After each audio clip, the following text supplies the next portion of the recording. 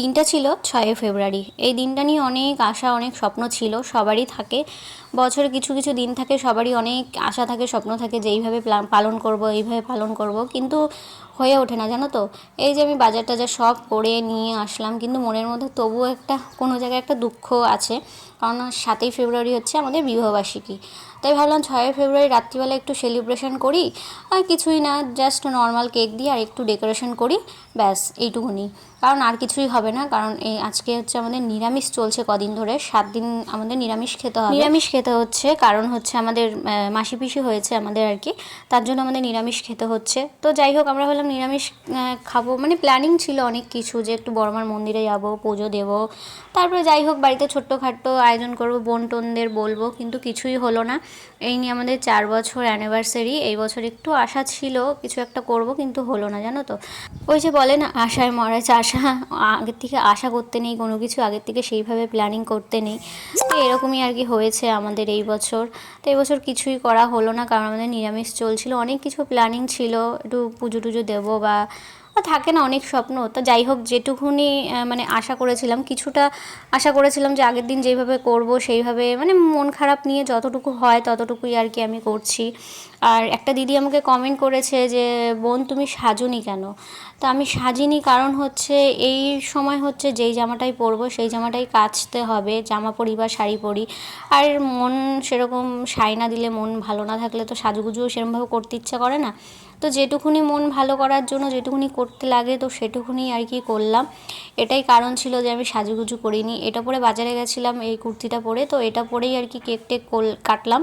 আর এইভাবে একটু ইচ্ছে ছিল একটু সেলিব্রেশন করব, আর হচ্ছে একটু ভিডিও করব।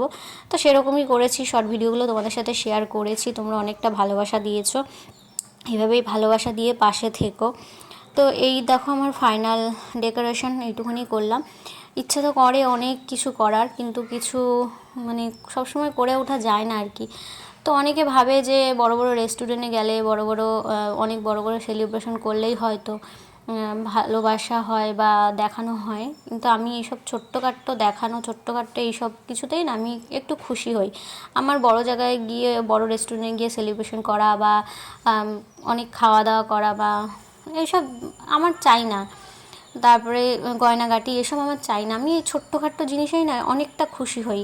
আর যেহেতু এখন সোশ্যাল মিডিয়ার যুগ এসছে, তো টুকটাক ভিডিও দেখি, তো ইচ্ছে করে এইসব ভিডিওগুলো একটু করে একটু স্মৃতি কিছু একটা রাখার। তো সেরকমই আর কি চেষ্টা করি, পুরোপুরি ভালোভাবে হয় না, ওর জন্য হয়তো এখনও সাকসেস পাইনি। আমি জানি ভালোভাবে পারি না আমি, তো চেষ্টা করি।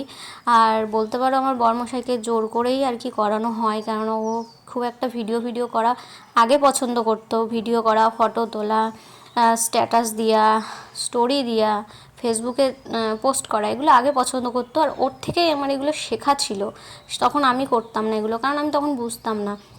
আর এখন যখন আমাকে বুঝিয়েছে, এখন সে এগুলো করে না, সে এখন মানে হাইফাই হয়ে গেছে বলতে গেলে।